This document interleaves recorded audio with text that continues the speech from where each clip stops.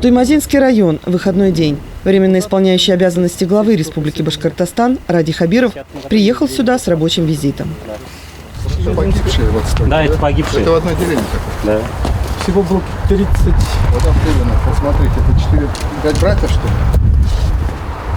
Да. 5 братьев? Вань, да. Лен, посмотри. Пожалуйста.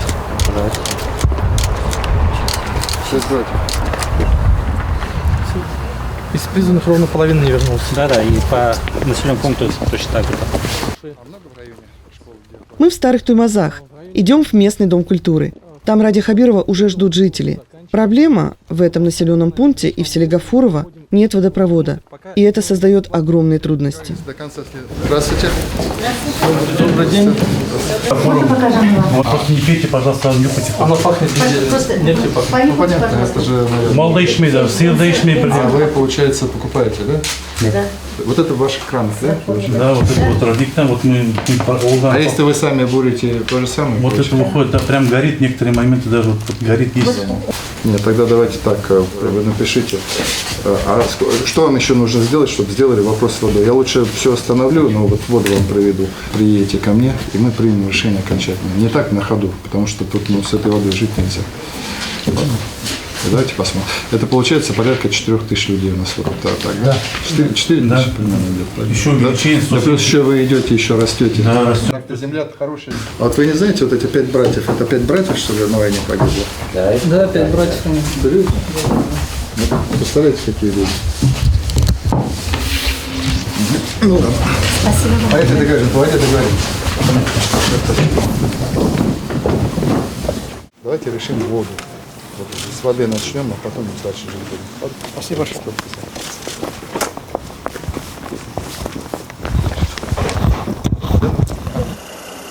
Фамилии на обелиске, я смотрю, привлекли ваше внимание. Это, значит, 5... Ну, 5 братьев, получается, ушли на фронт, не вернулись. Вот такая деревня. Такая деревня, ну а теперь в деревне проблема, нет В воды. деревне нет воды, будем решать. Воду пустим. В следующем году вот здесь будет. Спасибо. Я вот взял образец воды, я ее сдам на химанализ, вот, который мне жители принесли. Ну и просто там она на запах уже чувствуется тяжелая. Едем дальше. Ваш учитель, что ли? Да. А где? В институте права. Да. И Я какой заканчивал при Габитове. Ренат И какой преподаватель был? Ну, он у нас лекции читал. На 2-м курсе международное право. Замяжете. Спасибо. До Райф Фрич, помните Спасибо. времена, когда читали? Преподавали? Помню. Счастливо. Помним. До свидания. Самые...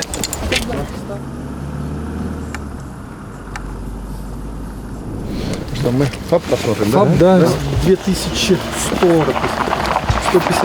жителей. Здравствуйте. Здравствуйте. Приветствуем вас на нашей земле. Спасибо, что приехали. Вам спасибо, что Вы вы уделяете есть, нам что есть внимание. кому приезжать. Спасибо, Вы что- фельдшер, да, получается? Мы да? фельдшера, Вы да. два у фельдшера нас 3 медработника здесь на нашей территории. Населенный пункт большой, 5 населенных пунктов. Население 2158, женщин 1090, мужчин 1088, детей 437, школа 200, да, садик 140. Объем работы большой. Ну, покажите, как вы здесь живете. Так? Проходите, пожалуйста.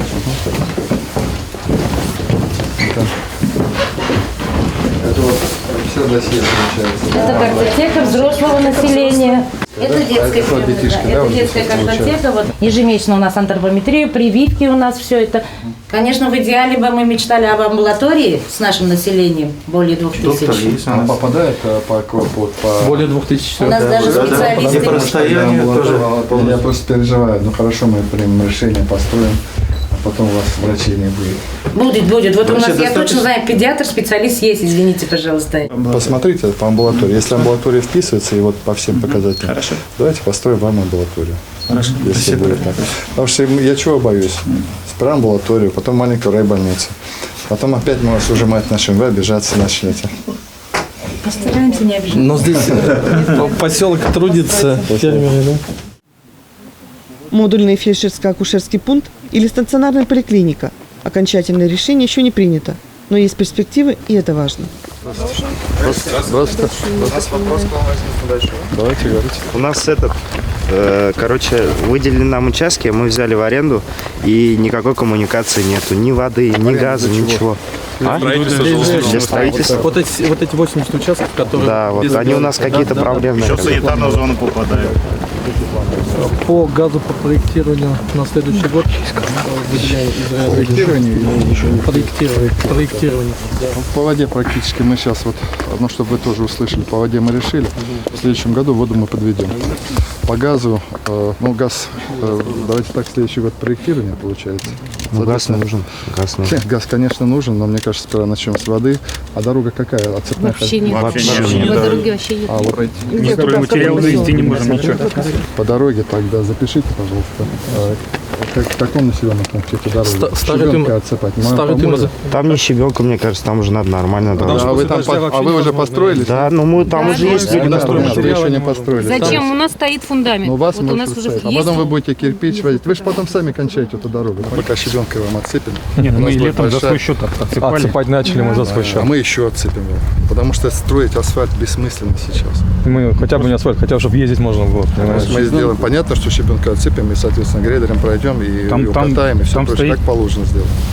Мы на самом деле хотим вам помочь. Вот просто масштаб таких проблем большой, но я постараюсь вам это. Глава слышит все, что здесь было. Я публично все это вам говорю, поэтому вот, давайте. Стройтесь. Ладно, спасибо вам большое. Вам тоже свидания. Время, до свидания. Детский сад номер 20. Это здание ввели в эксплуатацию в 1991 году. Рассчитано оно на 255 детей. Фактически уже здесь 270. Необходимо менять окна, ремонтировать систему канализации и отопления, утеплять фундамент, стены и потолки. Здание аварийное. Ежегодно мы проводим ряд мероприятий перед началом отопительного сезона, которые считаются обязательными. То есть мы закупориваем, утепляем окна, спускаем воздушную пробку. Пластилин, марля, все что угодно. Да, но на самом деле очень сильная теплопотеря идет. Да. Данная группа оконные стекла даже герметиком заделаны. Еще зимы-то нету, как говорится. Конечно, холодно, наверное, да? Это туалетная зона, всё, которая как надо будет наши дети. Скажем так, туалет. У каждого, наверное. Обязательно. По списку все как положено соответствует требованиям, как положено по санитарным правилам. На каждого ребенка есть.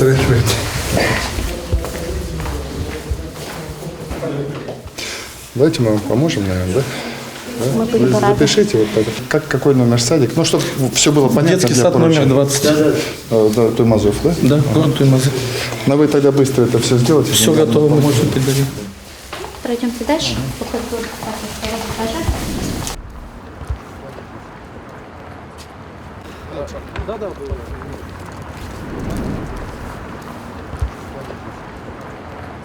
Давайте мы парк посмотрим, вот пойдем. Марк, посмотрим. Вопрос позволите пока?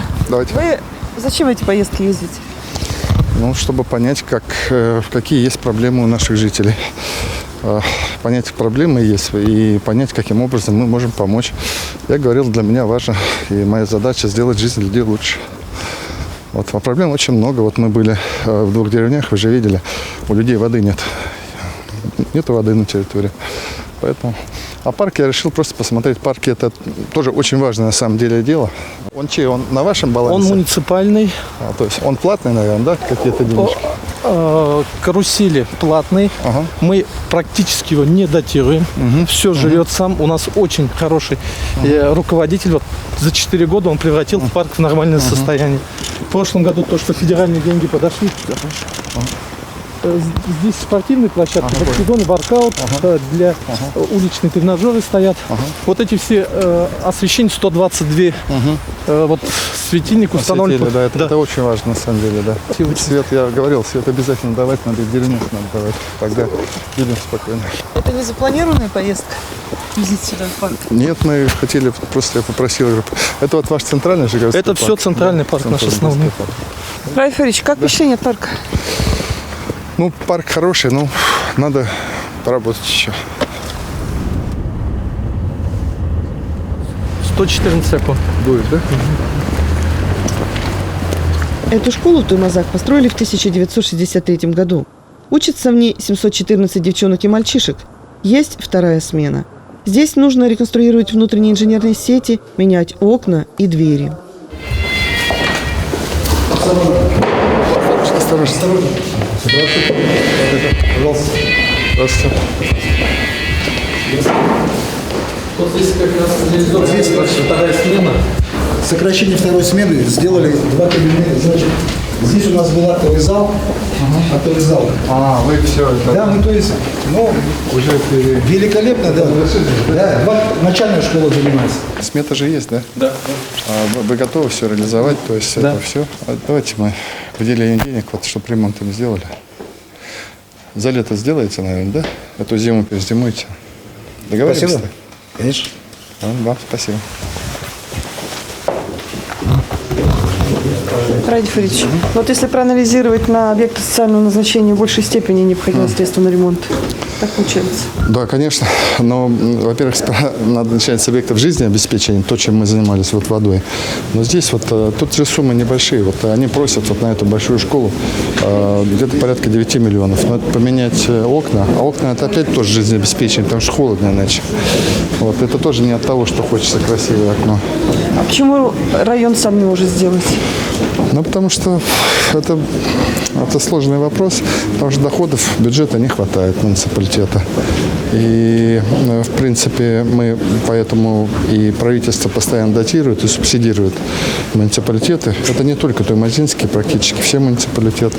Вы же знаете, что основная наша бюджетная база формируется в городе Уфе, например, в Салавате. Вот два города. Поэтому нам нужно справедливо перераспределять все доходы.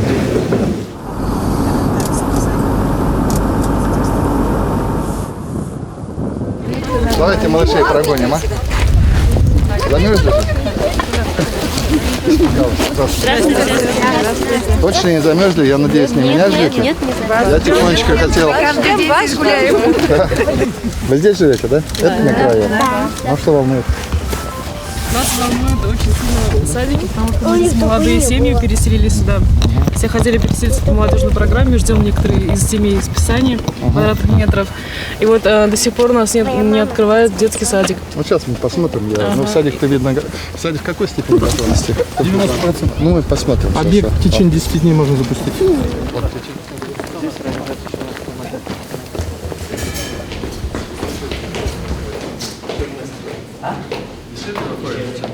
Это на сколько? На 110? 110, да. Все это будет. А что здесь? Тут комната музыкальная есть? Она совмещена физкультурным залом. Вот он совмещенный. Здесь и музыкальный будет, и это будет. Это жилой дом, да. А территорию, когда наведете порядок, вы тоже успеете, да? Территорию успеем, да. Территорию успеем. А окна вот как положено, да, по ГОСТу? Да. Трехслойка, двухкамерный.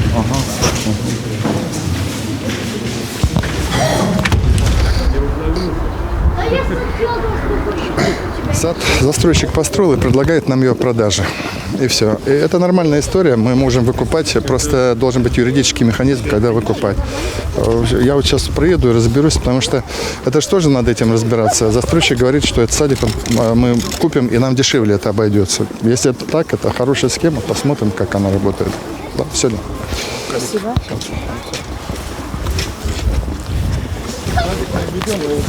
Когда вам точно голова приедет с вами, увидится и вам скажет, условно, такого-то числа садик будет открыт. До Нового года мы его не запустим, это маловероятно. Где-то вот в первом квартале следующего года. Так что потерпите немножко. А вот скажите, вот я по больницам везде езжу, вот с терапевтом, с педиатрами, как у вас?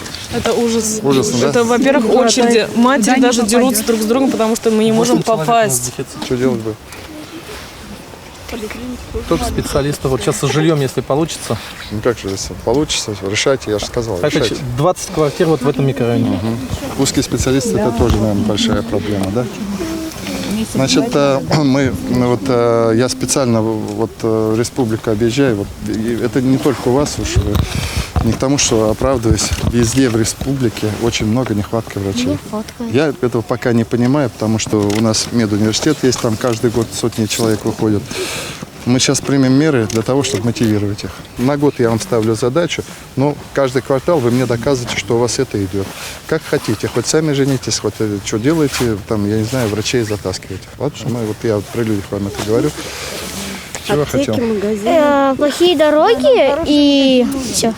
И все? А что так мало? Я забыл, что хотел сказать. Велосипедной дорожки нету. Ты замерз, что ли, а? Нет. Велосипедной дорожки нету. А как настроение-то вообще? Отличные. Замерзли? Хороший, яркий, теплый. Теплый, дома теплые, да, хорошо. Выезжаем из нового микрорайона. По пути временно исполняющий обязанности главы Республики Башкортостан Ради Хабиров увидел женщину с плакатом и решил остановиться.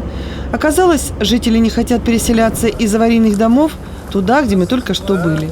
Значит, по вашей ситуации, вот вы тоже, да? Вот, Да. Давайте мы митинговать не будем, я спокойно разберусь. В пределах исполнительной власти. Мне глава примерно рассказывает, мне, соответственно, для меня это информация новая в некотором смысле. Я внимательно в ней разберусь и буду поступать по закону. Потому что вот так огульно на улице, первый раз друг друга видя, обвинять, рассказывать какие-то такие страшные вещи, я не сторонник. Я всегда сторонник спокойно в этом разбираться. Ладно? Хорошо, ладно. Поэтому...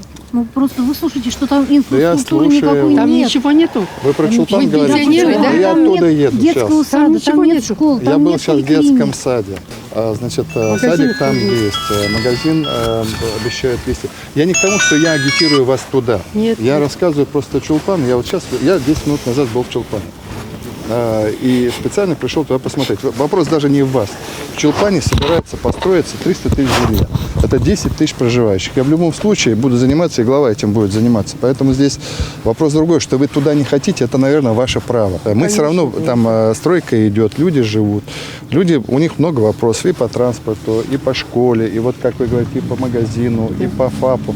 Больницы нет, Потихонечку это новый микрорайон. Всегда не бывает, чтобы сразу вот появилось, и все сразу появилось. Но мы умрем тогда. Вопрос не про вас. Про вас я сказал другое. По вашей ситуации я буду разбираться. Пусть нам дают здесь. Я буду разбираться, а глава мне, соответственно, все материалы представит. У нас Я затребую. детский Если сад- нарушение закона есть, еще раз послушайте, у вас нет доверия, у кого-то есть доверие. Когда я буду понимать, что глава совершает противоправные поступки, он будет немедленно уволен. Пока таких фактов я не вижу. Вот это нельзя убрать.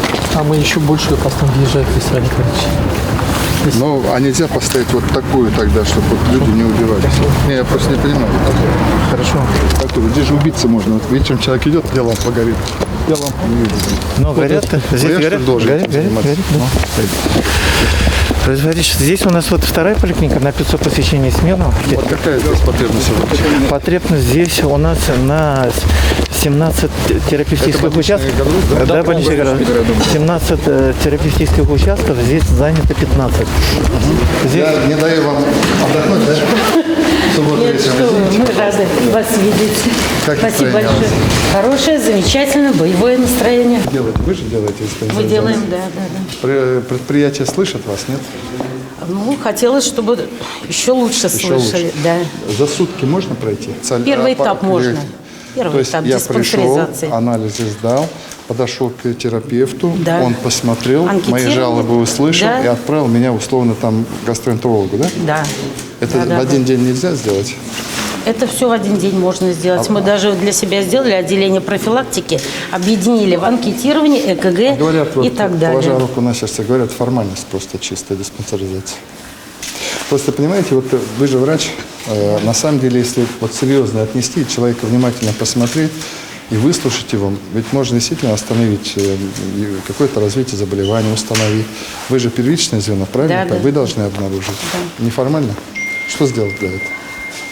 Ну, я бы, например, выезжала бы на предприятие. Это более, наверное, эффективно было. Если бы какой бригады смысл? выехали Нет, бы. ну вы как вы анализы сдать? Вам же все равно анализы надо посмотреть. Анализы надо взять, да. Не просто- Рост, вес, анкетирование, да, экспресс-лаборатория, все это делается. Но в сутки результаты лабораторные мы можем получить. Там очень укороченный, минимальный, в общем-то, спектр, но дающий, в общем-то, хорошую картину состояния здоровья, по крайней мере, первичного А нашего руководители пациента. предприятий вы подталкиваете? нет?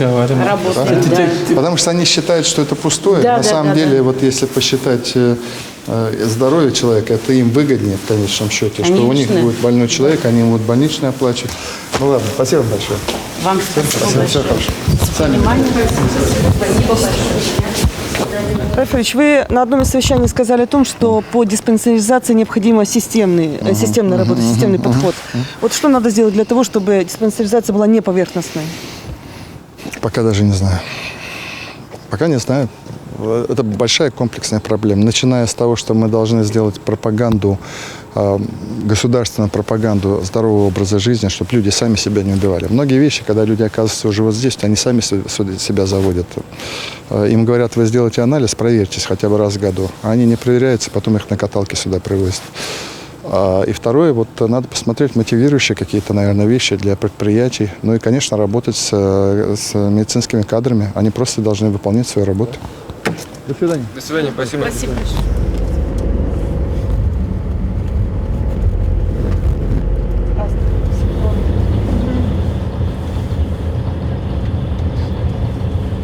Здравствуйте, уважаемые гости, проходите. Добрый вечер. Загруженность, да, по проекту детский сад 110 мест, 148 посещает наш детский сад. Так, ну, хотелось бы немного рассказать о нашему направлению. Нравственное патриотическое воспитание. Мы прививаем к нашим детям любовь к родине, к нашей земле, к нашему поселку.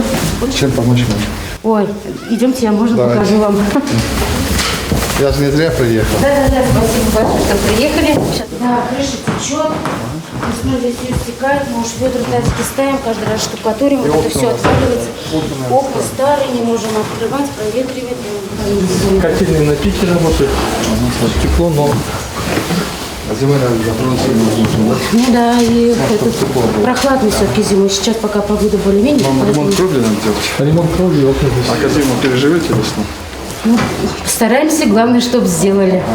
Стараемся каждый год. Есть. Сделаем, а я, наверное, и весной проеду, и осенью. Спасибо большое. До свидания. До свидания. Аварийного очень много, поэтому в первую очередь мы будем расшивать проблемы с аварийными школами, садиками. Вот. Я даже поэтому здесь сегодня глава, понятно, говорит, что ему бы еще сюда 2-3 садика. Но мы даже это не обсуждаем, поскольку есть еще вот в порядке очереди есть масса аварийных. Вот, будем менять потихонечку. Есть более сложная ситуация. Спасибо. Спасибо. Так, что у нас? Ради школа. А, школа?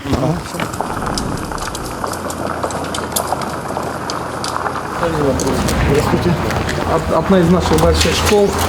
Тоже просим крышу и отопление, вот о чем я говорю. Здравствуйте. Я вам отдыхать не даю, да? Все, я надолго, я посмотрю. Ольга Ивановна, директор этой школы. В нашей школе на сегодняшний день обучается 701 ученик. Дети у нас приезжают из 6 населенных пунктов. На сегодняшний день, конечно, этому работает молодой специалист. Здравствуйте. Это вот самая младшая группа. Но мы горды тем, что традиции сохраняются. Это молодой тренер. Вы тоже местная, да? Я сама с Азов, сюда приезжаю, как кандидат в мастера спорта по дзюдо. То есть вы тренер здесь? Да, я здесь уже тренером работаю. Здесь есть кто-нибудь, который вот звезда уже у вас? Да, или у нас они? молодые есть уже, занимаются которые по 5-6 лет. Это Гарифулин Ильнар и Вильданов Ильнар. Мате, построились. Вот сейчас я могу продемонстрировать их борьбу. Как бы.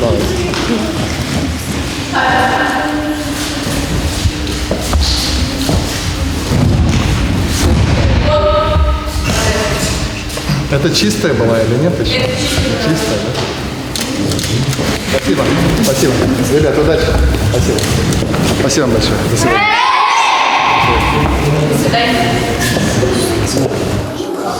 Вот видите, какие вопросы. То есть все кабинеты у нас в рамках модернизации образования, они оснащены в соответствии с требованиями ФГОС, мультимедийное оборудование. Все оно есть, но проблема с крышей возникает вторую проблему с электричеством. То есть мы не можем... Это уже опасно, наверное, да. просто становится. Да, то есть, окна у вас нормальные, да? Окна у нас, да, все они заменили. Вы посчитали, да? Да, есть 11600. Вот, молодежь, студенты. Да. Нормально, нравится? Да. Мы крышу вам поправим, не переживайте. Вот зимой мы ее не можем делать, поэтому весной сразу сделайте за летний период. Вот на таких школах система образования России держится и нашей страны. Спасибо. На таких, как выглядишь, я считаю. Вам доброго здоровья. Спасибо большое. Устала, где вы силы берете на такую поездку эмоциональную? Людям хочется помочь. И на этом точка сегодня? На этом точка, да. На сегодня хватит, потому что смысла нет. А вот день прошел, на мой взгляд, конструктивно. Я, по крайней мере, посмотрел, какие проблемы есть. И самое главное, по некоторым пониманию есть, как решать. Я через какое-то время снова по этому кругу проеду. Периодически это буду делать, чтобы понимать, что мое поручение исполняется. Но ваши поездки – это часть системной работы? Абсолютно. Это не просто знакомство, это часть большой, долгой системной работы. Ребят, я пришел. Все, спасибо вам большое. Всего до свидания. До свидания. Давайте, доброй дороги, не гоните, дорога плохая. Все хорошо. Счастливо.